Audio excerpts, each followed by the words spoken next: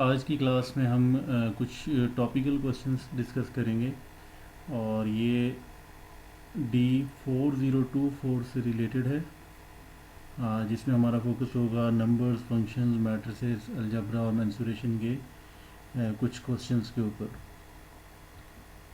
Okay, first question ये है कि द वेरिएबल, और ये सारे पास्ट पेपर क्वेश्चंस हैं। The variable x and y are connected by the equation this.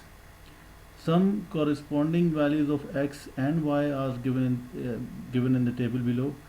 Usually ये जो क्वेश्चंस हैं ये आपके पास आते हैं पेपर 1, पेपर 2 में इस तरह के क्वेश्चंस आते हैं जब आपको ग्राफ प्लॉट करना हो। तो फर्स्ट क्वेश्चन ये है कि कंप्लीट द टेबल। सो अब टेबल कंप्लीट करने के लिए we have to use this equation, because हमें ये पता है कि जो टेबल बना हुआ है आपके पास ये इसी इक्वेशन का ही टेबल है। सो इसमें देखें तो आप x की वैल्यू -3 के लिए मिसिंग है और x की वैल्यू 5 के लिए मिसिंग है। सो सबसे पहले हम क्या करते हैं, वैल्यूज़ को पुट करते हैं। So y is equals to, now 3 -3, because x की वैल्यू -3 पुट कर रहे हैं, then -3 whole square divided by 2। So this will be y, ये दोनों तो कैंसिल आउट हो गए, is equals to minus, now this will be positive 9 divided by 2, which means y will be equals to -4.5। इसको हम चेक भी कर लेते हैं, like 9 divided by 2, so this will be 4.5। so it means that for x is equals to -3, y की वैल्यू क्या है, -4.5। देन नेक्स्ट है आपके पास 5 के लिए, देखते हैं। Now let's see the 5, about 5। Now y is equals to, now this will be 3 plus 5, because x की जगह हम 5 पुट कर रहे हैं, -5 square divided by 2। So this will be y is equals to 8 -25/2। अब ये पेपर 2 में आ रहा है तो अब इसको डायरेक्टली कैलकुलेटर से भी कर सकते हैं। सो this will B 8 minus, so here this will B 25 divided by 2। so this will be equals to -4.5। so for x is equals to 5, y will be -4.5। सो -3 के लिए भी -4.5 है और सेकंड के लिए भी -4.5।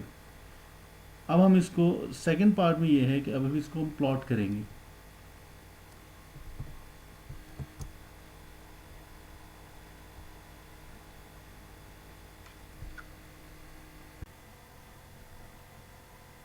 अब सेकंड पार्ट में we have to, using a scale of 2 centimeter to 1 unit, draw a horizontal line। And सबसे पहले अब इसमें ये देखना, ये 3 मार्क्स का क्वेश्चन है और हमने इस टेबल को प्लॉट करना है। बट इसमें जो इम्पोर्टेंट बात है, इस चीज़ को थोड़ा सा हम हाईलाइट कर लेते हैं कि 2 centimetre for 1 unit horizontal x axis के लिए है। तो अब हम सबसे पहले इस चीज़ को प्लॉट करते हैं। सो फॉर प्लॉट करने से पहले इसको हम ग्राफ के ऊपर बनाएंगे किस तरह। अब यहाँ पे स्केल तो यूज़ नहीं कर सकते, सो हम ये कह सकते हैं कि 1 बॉक्स या 5 बॉक्स रिप्रेजेंट 5 बॉक्स, या इस तरह करते हैं 4 बॉक्स रिप्रेजेंट्स 1 सेंटीमीटर। ओके, सो अब इसको हम शॉर्टली देखते हैं। ये थोड़ी सी लाइन स्ट्रेट तो नहीं बनी है, बट आप स्केल से बना सकते हैं। मैं जस्ट आपको इसका आइडिया दे देता हूँ। ना यहाँ से अगर आप देखें 1 2 3 4, अब एक्स एक्सिस पे हमने 2 सेंटीमीटर को 1 यूनिट रखना है, मीन्स के 8 बॉक्सेस को। सो 4 5 6 7 8, थोड़ा सा ये प्लस माइनस हो सकता है।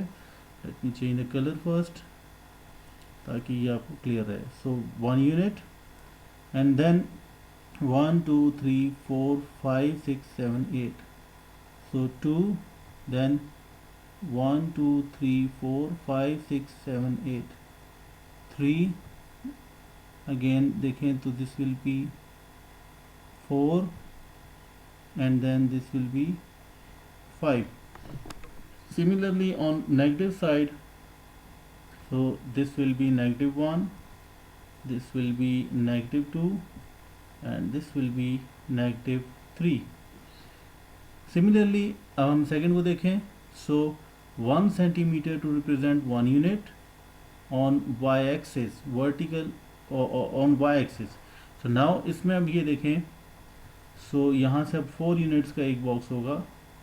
So this will be 1, 2, 3, and then 4, 5 and 6.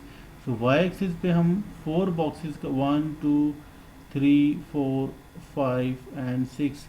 So similarly for negative side also, so 4 boxes का एक है 1, 2, 3 and -4. So -4, -3, -2 and -1. तो ये ऑलमोस्ट इसके अब आपके पास 2 मार्क्स जो हैं वो इस कॉन्सेप्ट के हैं कि आप ग्राफ को किस तरीके से प्लॉट करते हैं. आप एक्सिस को, आप जो यूनिट्स हैं उसको गिवन डेटा, अब फर्स्ट मार्क जो था हॉरिजॉन्टल एक्सिस के लिए था, वर्टिकल एक्सिस के लिए था. मोस्टली स्टूडेंट्स इसमें क्या करते हैं कि प्लॉट तो ठीक करते हैं लेकिन उसमें वो ये एक्सिस का ख्याल नहीं रखते, वो यूनिट्स का ख्याल नहीं रखते. तो उसका आपको सिर्फ एक ही नंबर मिलेगा अगर आपने एक्सिस का ख्याल रखा, एक्सिस का ख्याल नहीं रखा और सिर्फ ग्राफ को प्लॉट किया. या एक्सिस, अब यहाँ तक जो स्टूडेंट करेंगे उनको 1 मार्क इसका मिल जाएगा. नेक्स्ट इसमें आपके पास अब हमने पॉइंट्स को सिमिलरली प्लॉट करना है. सो पॉइंट्स को प्लॉट करने के लिए -3 पे y is -2, 4.5. So at -3 it's -4.5. मैं थोड़ा सा बोल्ड कर रहा हूँ तो इस वजह से थोड़ा सा हमारा ग्राफ शायद इतना एक्यूरेट ना बने. -1 पे this will be -2, then at -2 it will be -1. तो ये पॉइंट आपके पास यहाँ होगा -1. So -1 will be somewhere here. Then at -1 it will be positive 1.5. So this will be somewhere here. Similarly at 0 it will be 3. So we can see from the graph at 0 it will be 3. So which means that at 0 it will be 3 here. Then at 1 this will be 3.5. So it will be somewhere here. Similarly at 2 it will be again 3, and then at 3 it will be -1, at 3 it will be -1.5, then at 4 it will be -1, and then at 5 it will be -4.5. So this will be somewhere here. So आपका जो curve बनेगा, जो graph बनेगा इस case के लिए, अच्छा इसमें एक चीज़ और भी है, ये थोड़ा सा ठीक नहीं बन रहा, इसको दोबारा बना लेते हैं. इसमें एक चीज़ और ये है कि आपने इन डॉट्स को कर्व की फॉर्म में कनेक्ट करना है. आपने स्केल यूज़ नहीं करना, ठीक है. इसको आपने कर्व की फॉर्म में कनेक्ट करना है लाइक दिस वे.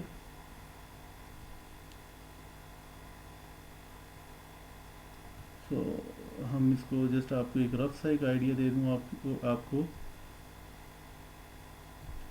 ओके, तो इस चीज़ का आपने ख्याल रखना है कि आपने इसको कर्व की फॉर्म में देना है. तो ये 3 मार्क्स का क्वेश्चन था, यहाँ आपको इसके मार्क्स मिल जाएंगे. नेक्स्ट है by drawing a tangent estimate the gradient of the curve at 3 and 1.5. So हमने ये देखना है कि एट 3 हम एक टेंजेंट लाइन ड्रॉ करेंगे at 3. So at 3 and 1.5, so this will be somewhere hair.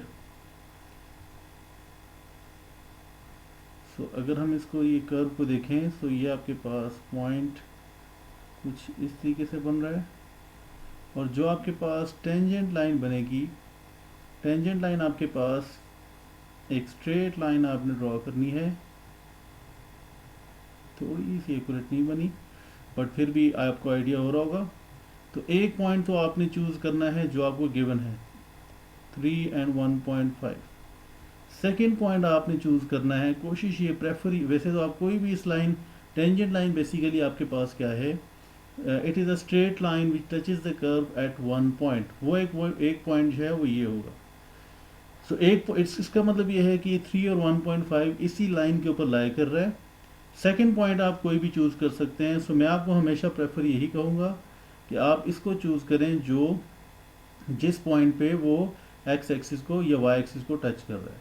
तो यहाँ पे आप देखें तो ये पॉइंट, इस पॉइंट के कोऑर्डिनेट्स क्या हैं, इस लाइन, अच्छा इसमें आपने ये याद रखना है कि लाइन के ऊपर वो पॉइंट होना चाहिए, कर्व का पॉइंट नहीं लेना, लाइन का पॉइंट लेना है। सो ये लाइन एक्स एक्सिस को इस पॉइंट पे कट कर रही है। सो इसका मतलब ये है कि this will be at on x axis it's 3.8 and on y x axis पे y 0 होता है। सो ये आपके पास आ गया। सो इसका मतलब ये है कि दो पॉइंट्स हैं और ग्रेडियंट का फॉर्मूला आपके पास है y2 minus y1 divided by x2 minus x1। तो इस केस में आप देखें, सो 1.5 माइनस 0 डिवाइडेड बाय 3 माइनस 3.8। सो अब आप इसको कैंसिल आउट कर सकते हैं। सो this will B 1.5 divided by, अब 3 माइनस 3.8, इसको चेक कर लेते हैं, 3 minus 3.8, so this will be minus 0.8, minus 0.8।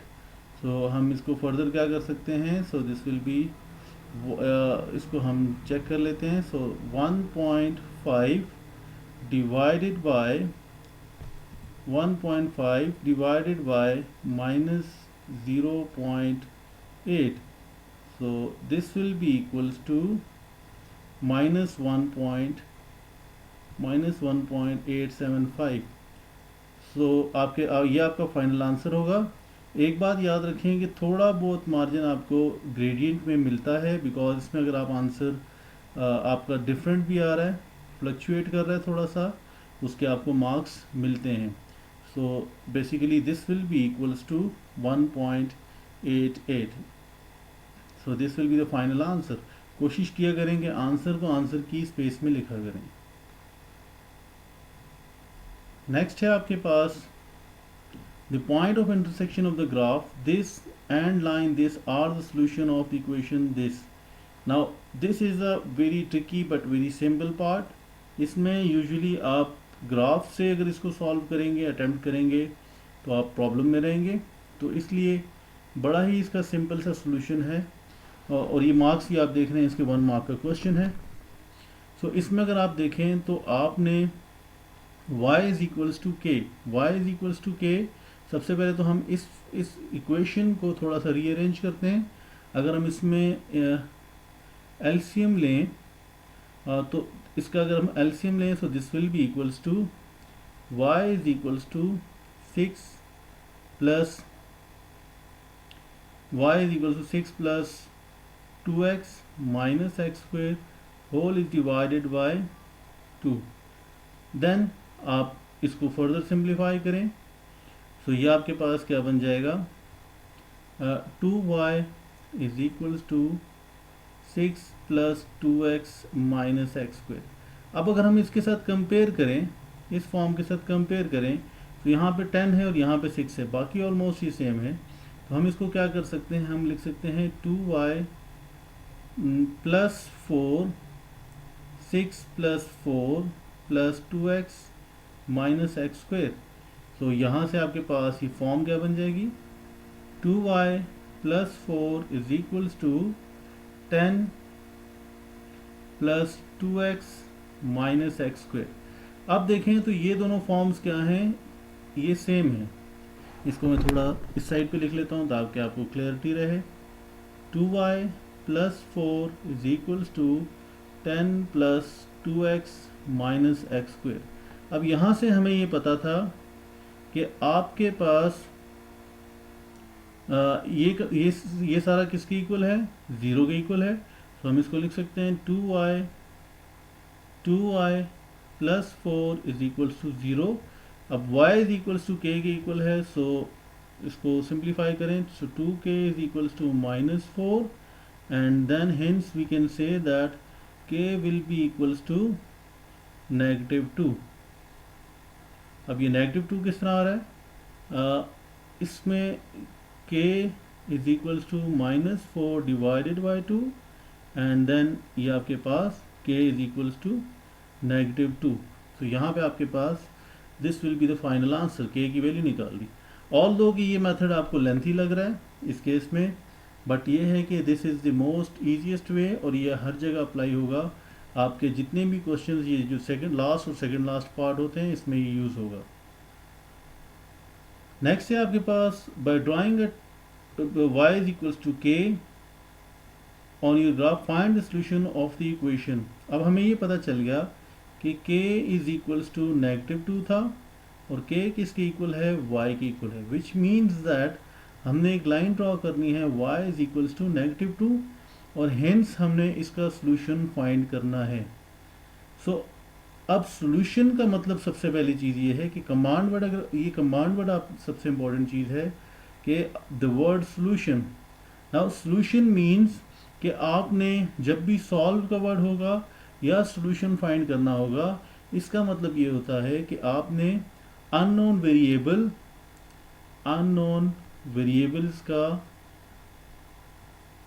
Variables की वैल्यू निकालनी है। अब इस केस में अननोन वेरिएबल क्या है, x है, तो हमने x की वैल्यूज़ निकालनी है। 2 वैल्यूज़ क्यों होंगी, बिकॉज इसकी हाईएस्ट पावर 2 है। खैर ये हमें अगर नहीं भी पता कि इसकी कितनी आंसर्स होंगे तो हम ग्राफ से देखेंगे। Now question is by drawing y is equals to k on your graph, so it means कि y इज इक्वल्स टू -2 का ग्राफ हमने बनाना है। अब हमने ये चीज़ देखी हुई है कि y इज इक्वल्स टू -2 किस पॉइंट पे लाई करेगा। So y is equals to -2 will be this line.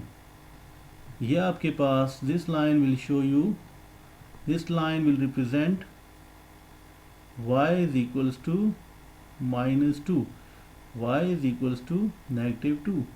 अब ये देखें आपने, तो ये ओरिजिनल ग्राफ को 2 पॉइंट्स पे इंटरसेक्ट कर रहा है, 1 and 2।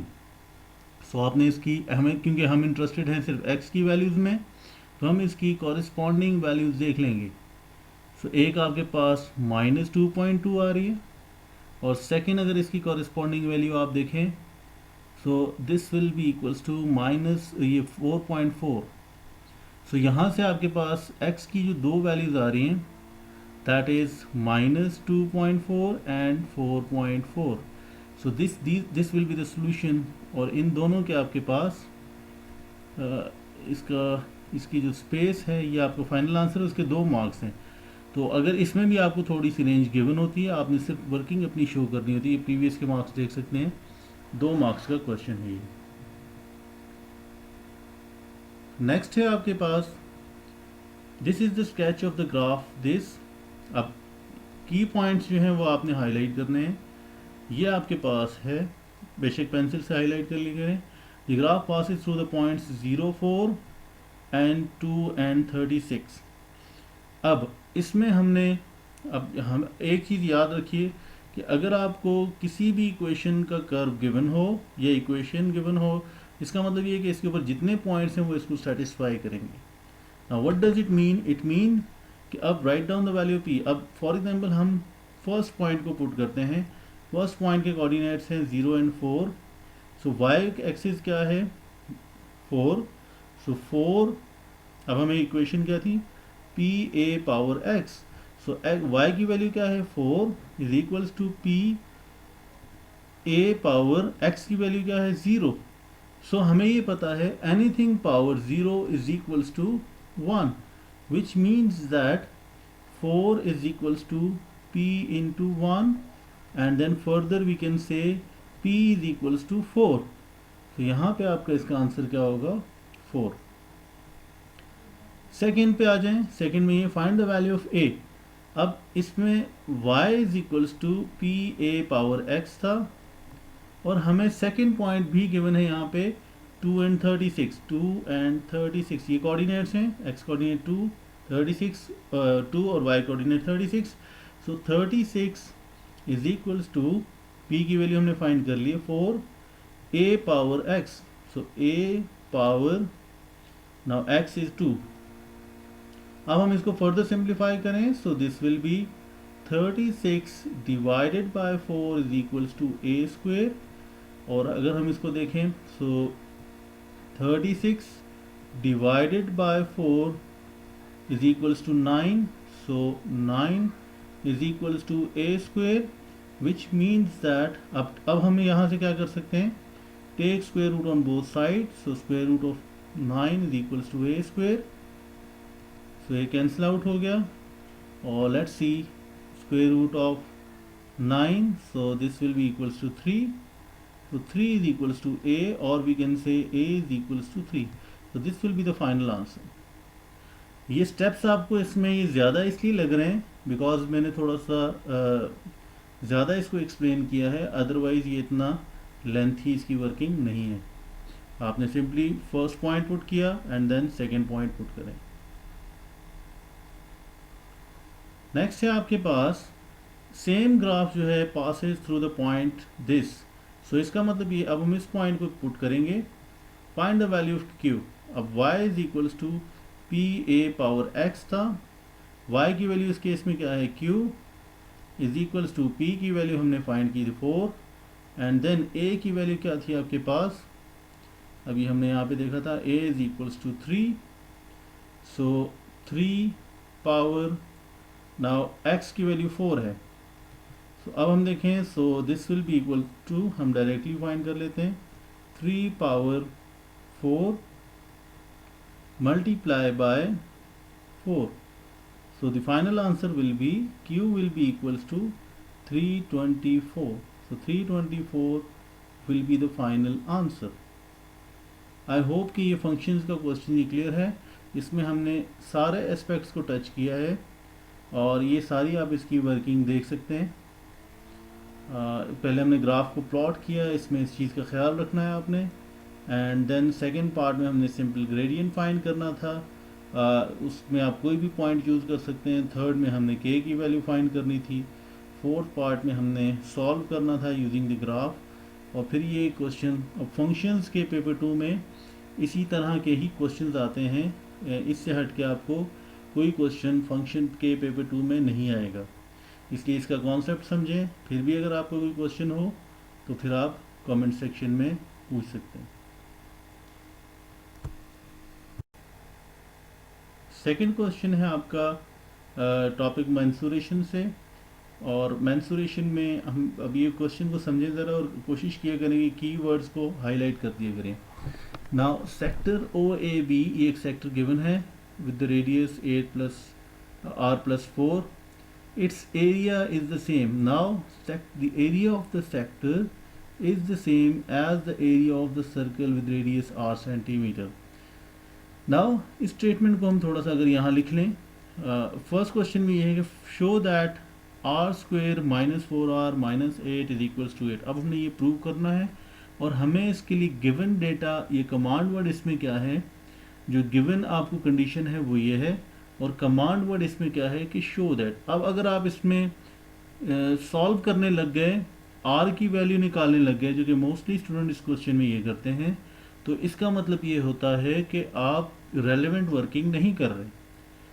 अगर आप यहाँ लिखा होता सॉल्व, कमांड वर्ड होता सॉल्व, फिर आप आर की वैल्यू फाइंड करते, लेकिन यहाँ पे कमांड वर्ड इस वक्त है शो दैट। शो दैट का मतलब ये कि आपने प्रूव करना है कि आपका final answer r square minus 4r minus 8 is equals to 0 ये आएगा। सो कमांड वर्ड बहुत ज़्यादा इंपॉर्टेंट है। अब आप इसमें ये देखें, शो दैट मीन्स हमारा आंसर ये होना चाहिए। तो अब हमने हिंट किसको यूज़ करना है, it's area is the same. अब इसका मतलब ये है कि area of sector OAB is equals to area of circle with radius r।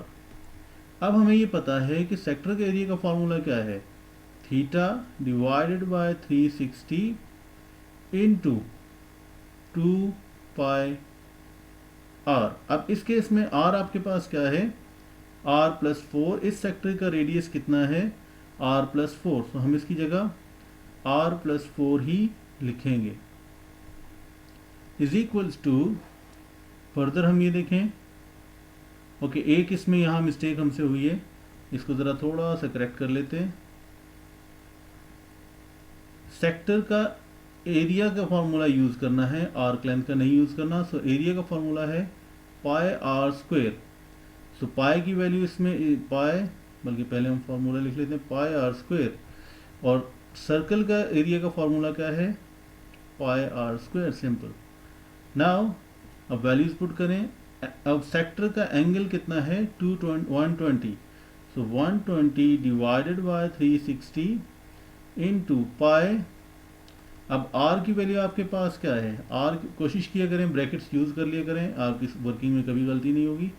Are की वैल्यू क्या है सेक्टर का, r+4। सो r+4 होल स्क्वेयर, और यहाँ पे पाई आर स्क्वेयर। अब हम ये देखें कि पाई दोनों साइड से मल्टीप्लाई हो रहा है, तो हम इसको क्या करते हैं, इसको कैंसिल आउट कर लेते हैं। सो पाई और pi cancel out, and then this will be 1 divided by 3। इसको चेक भी कर लेते हैं, 120 divided by 360, so this will be equals to 1/3। so अब ये क्या बन गया आपके पास, r+4 whole square divided by 3 is equals to r square. अब अगर हम इसको रीअरेंज करें, सो दिस विल बी, अब r+4 whole square is equals to 3r square, because यहाँ डिवाइड हो रहा था, उस साइड मल्टीप्लाई। फर्दर हम इसको यहाँ से सॉल्व करते हैं कि अब हम ये फार्मूला ओपन कर सकते हैं, a+b whole square, a+b whole square किसके इक्वल होता था, a square plus b square plus 2ab। हम इस फार्मूला को हम यूज़ करेंगे, so this will be a square plus b square plus 2ab is equals to 3r square. अब इसको r square plus 16 plus 8r is equals to 3r square. अब अगर हम इसको रीअरेंज करें, so this will be equals to 0 is equals to 3r square minus r square minus 8r minus 16, which means इसका answer क्या होगा आपके पास, 2r square minus 8r minus 16 is equals to 0। यहाँ से हम 2 को कॉमन ले अगर, so this will be r square minus 4r minus 8 is equals to 0। Divide 2 on both side, so आपके पास आंसर क्या आ रहा है, r square minus 4r minus 8 is equals to 0। अब आप क्वेश्चन को देखें,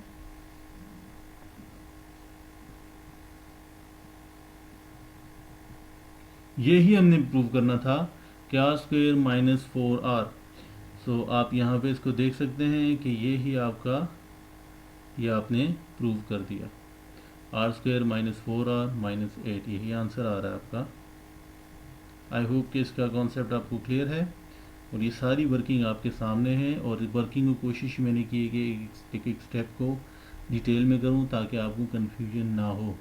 फिर भी अगर कोई कन्फ्यूजन है तो आप इसके कमेंट सेक्शन में पूछ सकते हैं। अब हमारे पास इक्वेशन, अब ये देखें कैलकुलेट आर। अगर सॉल्व या कैलकुलेट आर मीन्स कि अब आपने आर की वैल्यू फाइंड करनी है, तो यहाँ पे मैं इक्वेशन लिख देता हूँ ताकि आसानी हो, इज इक्वल्स टू 0।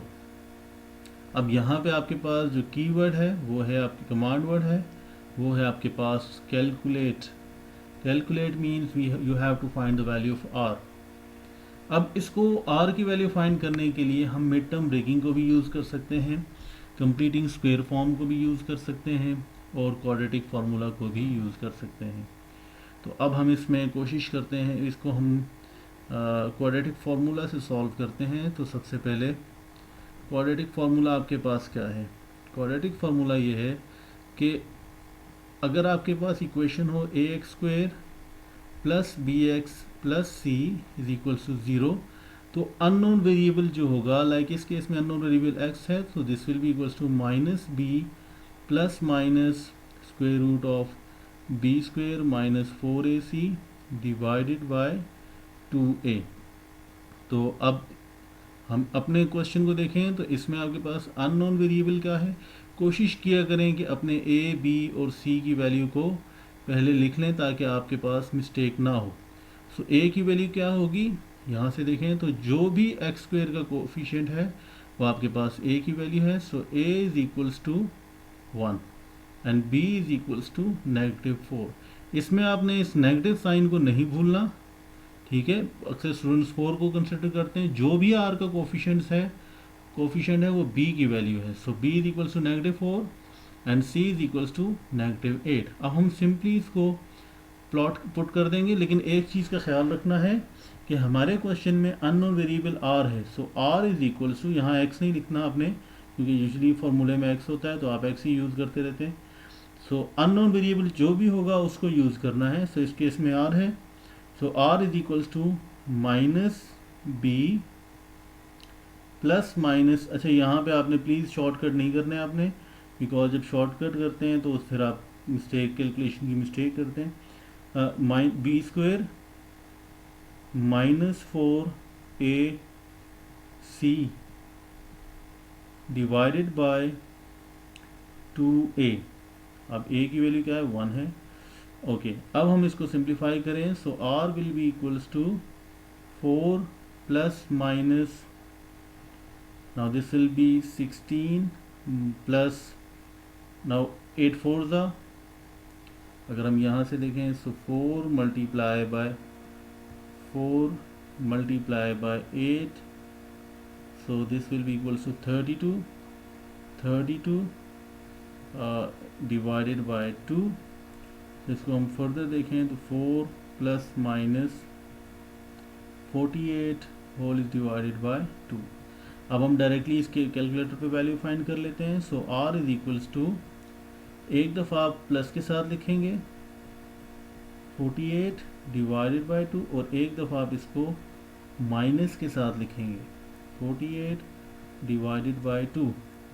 तो यहाँ से हम इसको डायरेक्टली ही पुट कर लेते हैं। So 4 plus square root of 48 divided bye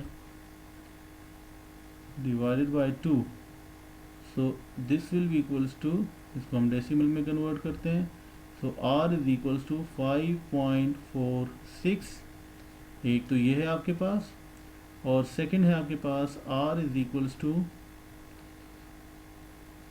अब इसी में ही हमने क्या करना है,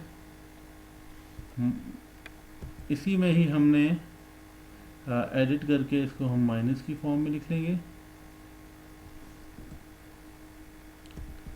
सो इसको हम चेंज कर लेते हैं, दिस विल बी माइनस। सो इसका आंसर आपके पास -1.46। तो ये दो आंसर्स आपके पास आ रहे हैं, एक ये है, सेकंड ये है। इसको मैं यहाँ लिख देता हूँ ताकि हम अपने, अच्छा बाय द वे आप क्वाड्रेटिक इक्वेशंस को डायरेक्टली कैलकुलेटर पे भी सॉल्व कर सकते हैं, ऑल्दो कि ये कैलकुलेटर अलाउ नहीं होता, तो लेकिन फिर भी हम इसको अपने आंसर को जस्ट वेरीफाई करने के लिए इसको हम किस तरह से चेक कर सकते हैं, मॉड एंड देन कुछ कैलकुलेटर्स में ये ऑप्शन होता है। सो ये इस तरह की कैलकुलेटर बाय द वे आपको अलाउ नहीं है। ऑप्शन 5 में देखें तो इक्वेशन लिखा है, सो 5, देन थर्ड वन आपको क्वाड्रेटिक इक्वेशन शो कर रही है, A X square plus B X plus C. So 3 press किया। अब ए की वैल्यू आप देखें तो आपके पास क्या थी, 1। So 1 is equals to, B की वैल्यू है ना आपके पास -4 फिर is equal to, and then C की वैल्यू आपके पास थी -8। So -8 again is equal to press करें, इसको डेसिमल में कन्वर्ट करें। देखें फर्स्ट आंसर आपके पास 5.46 आ रहा है और सेकेंड आंसर आपके पास -1.46 आ रहा है। तो अपने आंसर को आप वेरीफाई कर सकते हैं कि आपकी वर्किंग ठीक है, कहीं कोई कैलकुलेशन की मिस्टेक तो नहीं है। बट ये है कि जब आप पेपर में अटैम्प्ट कर रहे होंगे तो आपने अपनी ये सारी वर्किंग शो करनी है, अदरवाइज़ आपको ये जो 3 मार्क्स हैं ये नहीं मिलेंगे। आई होप कि इसका कॉन्सेप्ट क्लियर है। फिर भी अगर आपका कोई क्वेश्चन हो तो आप कमेंट सेक्शन में पूछ सकते हैं। क्वेश्चन नंबर 3 भी जो है वो फंक्शन से रिलेटेड है, लेकिन ये पेपर 1 में क्वेश्चन आते हैं इस तरह के।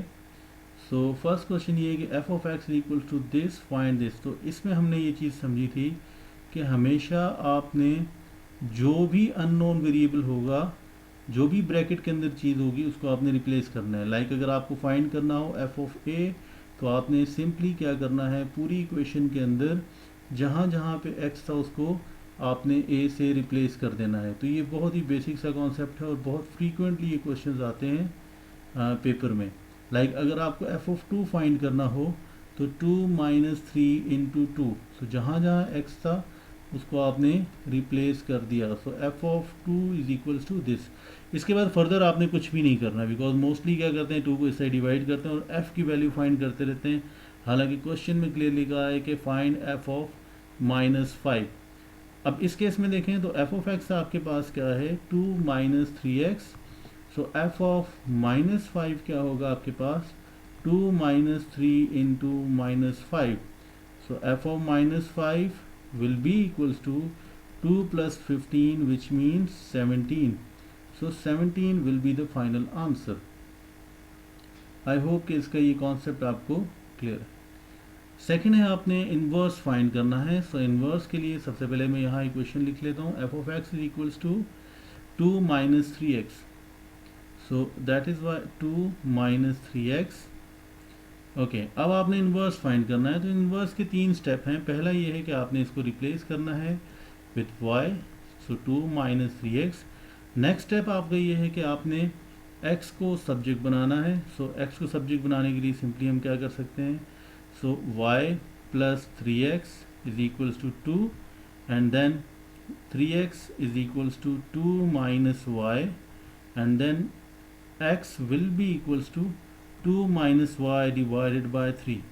अब अगर आपने आंसर इस फॉर्म में लिखा तो ये ठीक नहीं होगा। आपका आंसर होना ये, इसके बाद आपने ये करना है कि एफ इनवर्स ऑफ एक्स ये हमने फाइंड करना है। तो इसके लिए हम क्या लिखेंगे, 2 माइनस एक्स डिवाइडेड बाय 3। ये बड़ी इंपॉर्टेंट बात है, बिकॉज अदरवाइज आपको इसके 1 मार्क इसका नहीं मिलेगा अगर आपने अपना आंसर इस फॉर्म में लिखा। आपका जो फाइन ये एक्सेप्ट, इसके लिए आप 1 मार्क को लूज़ करेंगे। आपका फाइनल आंसर जो है वो ये होगा। ठीक है, इसको सिर्फ इसी को ही आप डायरेक्टली भी लिखेंगे फिर भी मार्क्स मिल जाएंगे। ये चीज़ नहीं भी लिखते फिर भी आपको इसके मार्क्स मिल जाएंगे। बट इस चीज़ के बारे में बड़ा ख्याल रखना है, बिकॉज अगर आप y की x की फॉर्म में लिखते हैं फिर आपको इसको आंसर का मार्क इसका नहीं मिलेगा। आई होप कि इसका कॉन्सेप्ट क्लियर है। ये पेपर 1 में आते हैं, इसमें आपको कैलकुलेटर अलाउ नहीं होगा। फिर भी अगर आपका कोई क्वेश्चन हो तो you can ask it in the comment section.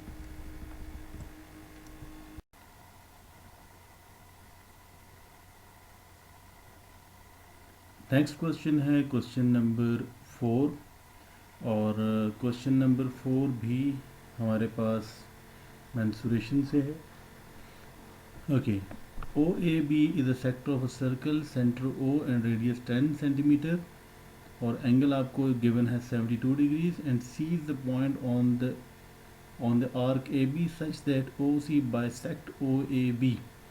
इसका मतलब ये है कि ये एंगल 72 को ये बाइसेक्ट कर रहा है, तो 36 दोनों बनेंगे। सो सबसे पहले तो आप की पॉइंट्स जो हैं वो हाईलाइट कर लें। खैर ये आपको डायग्राम से भी क्लियर है।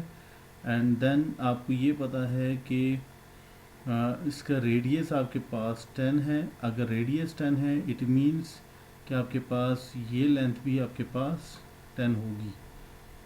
And then sector O A B, ये आपके पास सेक्टर गिवन है, ये एक सर्कल का एक सेक्टर गिवन है। Now calculate the perimeter of the sector O A B.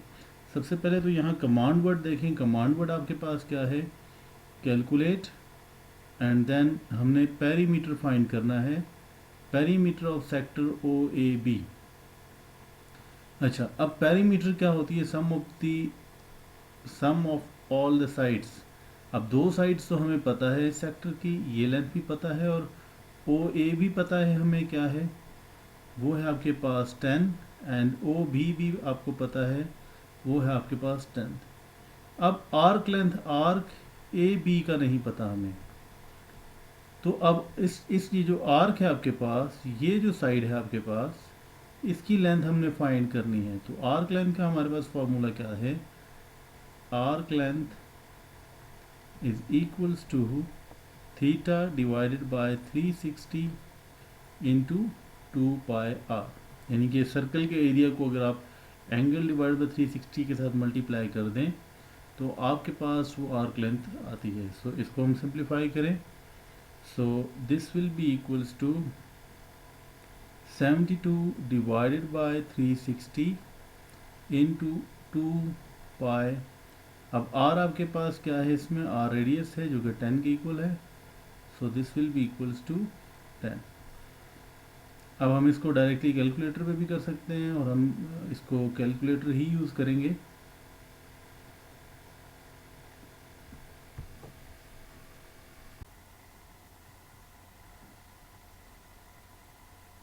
तो कैलकुलेटर पे लिखें तो 72, then 360, 360, then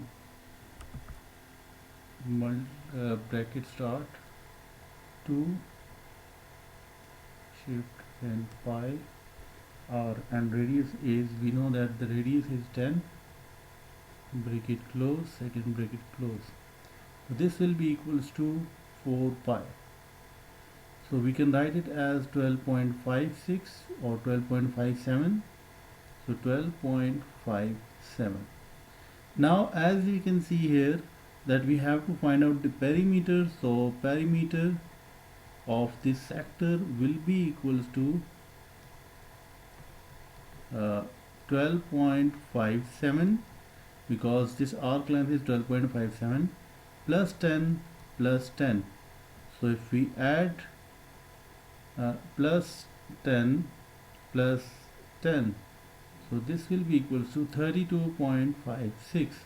So this will be the final answer, 32.56. I hope कि इसका कॉन्सेप्ट क्लियर हुआ होगा आपको। इसमें आर्क लेंथ और एरिया के फार्मूला को मिक्सअप नहीं करना। सेक्टर के एरिया का फार्मूला थोड़ी देर पहले हम डिस्कस कर चुके हैं, angle divide by 360 into pi r square. Okay, let's move on to the next part. Now again, here we can see the command word is calculate. Calculate the area of the sector OAB. Now area of the sector OAB, सबसे पहले तो इसके लिए formula क्या है? Area of sector is equals to theta divided by 360, और circle का area किसके इक्वल का होता है? वो होता है पाई आर स्क्वायर। सो अगर आप सर्कल के एरिया के साथ थीटा बाय 360 को मल्टीप्लाई करेंगे तो सेक्टर का एरिया आ जाएगा। सर्कल के पेरीमीटर या सर्कमफेरेंस के साथ मल्टीप्लाई करेंगे इसको तो आपके पास आर्क लेंथ आ जाएगी। तो सेक्टर में ये दो ही फॉर्मूले हैं आपके पास, एक हम फर्स्ट पार्ट में डिस्कस कर चुके हैं, सेकंड ये है आपके पास। अब हमें सेक्टर का एंगल पता है। सेक्टर का एंगल कितना था? 72, रेडियस 10 है। तो अब इन दोनों वैल्यूज़ को जस्ट पुट करते हैं। 72 divided by 360 into pi r square. अब आर स्क्वायर मीन्स 10 स्क्वायर। अब इसको अगेन हम कैलकुलेटर पे यूज़ करते हैं। So this will be 72 by 360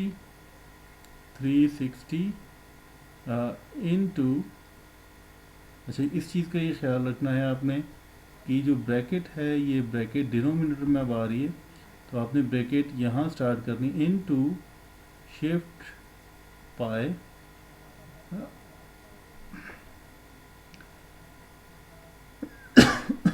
then bracket